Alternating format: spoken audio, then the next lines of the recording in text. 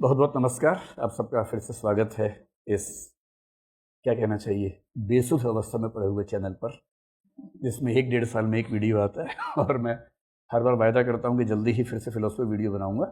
Philosophers वैसे भी सुस्त होते हैं, आपको पता है, आलसी लोग होते हैं, तो मैं भी उन्हीं की कैटेगरी में आता हूँ। 1.5 साल पहले मैंने घोषणा की थी कि बुद्धिज़्म पर वीडियो आने ही वाला है। यहाँ तक कि यूट्यूब पे हमने एक वो क्या होता है कम्युनिटी, उस पर लिखा कि अगर आपका कोई सवाल है तो पूछ लीजिए। तो ऑडियंस ने क्या किया, सवाल भेजे इतने जिनकी संख्या थी 8,000। तो मेरी टीम को 1 महीना लगा 8,000 सवाल को पढ़ के क्लासीफाई करने में। क्लासीफाई करके उन लोगों ने मुझे सवाल दिए, करीब वो 100 के आसपास बना के दिए। उन 100 में से 20-30 सवाल ऐसे थे जो मुझे भी नहीं आते थे, क्योंकि उस तरह से मैंने पढ़ा ही नहीं था। जैसे वो पूछ रहे हैं कि आप ये बताएं कि श्रोतापन्न क्या होता है और अरहंत से कैसे अलग होता है। बुद्ध ने आत्मा को नहीं माना तो बुद्ध ने निर्वाण को, हालांकि ये बार तो आसान सवाल है। फिर कहा कि ये बताएं कि मंत्रयान, तंत्रयान और जिसको वज्रयान कहते हैं वो क्या है। तिब्बत के वज्रयान और भूटान के वज्रयान में क्या अंतर है। ये सब सवाल पढ़ के मुझे बुद्ध का पहला आर्य सत्य याद आया कि सब कुछ दुखमय है। तो और कई लोगों ने बुद्ध के जीवन के बारे में पूछा। कईयों ने डॉक्टर अंबेडकर ने 1956 में बौद्ध धर्म क्यों अपनाया तो उसमें क्या बदलाव किए, ये पूछा। तो मुझे पहली बात यह समझ में आ गई कि बौद्ध धर्म को इतने साल तक पढ़ने पढ़ाने के बाद भी बहुत कुछ ऐसा है जो यूपीएससी के पाठ्यक्रम में नहीं था और मेरी नज़र में कभी आया नहीं। तो आलस्य तो एक कारण था ही, फिर एक कारण ये भी था कि मैं उन सारे प्रश्नों को आधार बना के और पढ़ने लगा, और पढ़ते पढ़ते 1.25 साल निकल गया।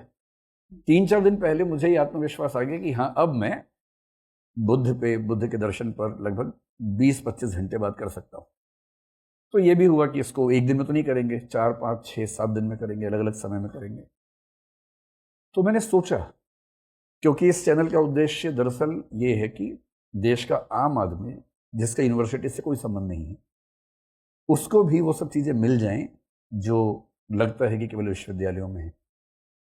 और दर्शन, हमारी परंपरा, हमारे समाज ने क्या सोचा, अतीत में कितना गहरा सोचा, दुनिया के बाकी धर्मों से, दर्शनों से कितना मिलता जुलता, कितना गहरा, कितना बेहतर सोचा, ये जानने का तो सबको है, हर व्यक्ति को है।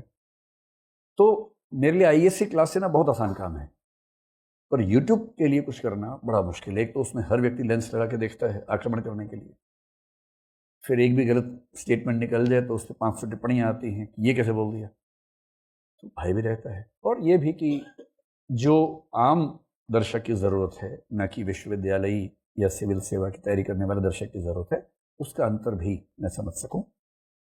तो ये तय किया कि हम शुरुआत करेंगे बुद्ध के जीवन यात्रा से, बुद्ध की कहानी से। उसी कहानी में से बहुत सारे लिंक निकलेंगे उनके दर्शन के, जो मैं बीच में हिंट करूंगा आप लोगों को।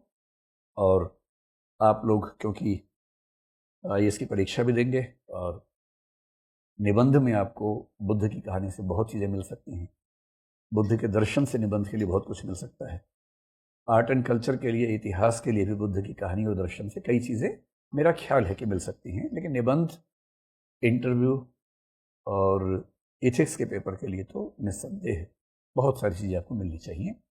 जहाँ जहाँ आपके मन में सवाल है तो आप बेहिचक पूछ लीजिएगा, और हम लोग कोशिश करेंगे कि जितने सवाल हो सकते हैं वो करें।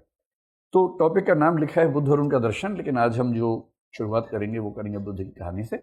बुद्ध के दर्शन का बेसिक मतलब समझ लीजिए कि जब बुद्ध ने अपना दर्शन दिया तो एक तो बुद्ध का अपना दर्शन था, जो समझने में हमें थोड़ा समय देना पड़ेगा। 4 आर्य सत्य आपने सुने होंगे, है ना।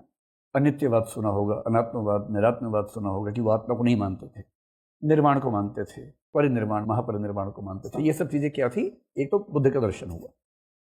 बुद्ध के जाने के बाद आपने सुना होगा कि एक परंपरा थी थेरवाद, जिसको स्थविरवाद भी कहते थे। थेरवाद की परंपरा से थोड़ा घूमते घूमते एक परंपरा बन गई जिसको हम बोलते हैं, अगर आपने एक शब्द सुना हो, हीनयान। तो कुछ लोग मानते हैं कि थेरवाद ही आगे चलकर हीनयान में कन्वर्ट हो गया। कुछ लोग ये भी कहते हैं कि थेरवाद कहो, हीनयान कहो, स्थविरवाद कहो, या एक शब्द चलता है सर्वास्तिवाद। इन चारों का एक ही मतलब है, लेकिन सच बात यह कि सर्वास्तिवाद और हीनयान पूरी तरह से एक बात नहीं है, बहुत बारीक अंतर है। इन अंतरों को हम समझेंगे बुद्ध की कहानी को समझने के बाद, और उसमें से लिंकेजेस निकालेंगे। फिर जब बुद्ध को गए हुए ठीक ठाक समय हो गया था तो एक नई परंपरा शुरू हो गई जिसका नाम महायान है। मोटे तौर पर महासांघिक एक शब्द आपने सुना होगा, उसी से निकलता है, किंतु महासांघिक और महायान एकदम एक बात नहीं है, उनमें भी अंतर होता है। तो थोड़ा सा समझेंगे महासांघिक क्या होता है, महायान से इसमें क्या अंतर है, और फिर महायान में कई शाखाएं निकली। जैसे हीनयान में आपने शायद सुना हो कि एक शाखा को वैभाषिक बाह्य प्रत्यक्षवाद कहते हैं और एक शाखा को सौत्रांतिक बाह्यानुमेयवाद कहते हैं। ये दो प्रमुख शाखाएं हीनयान की हैं।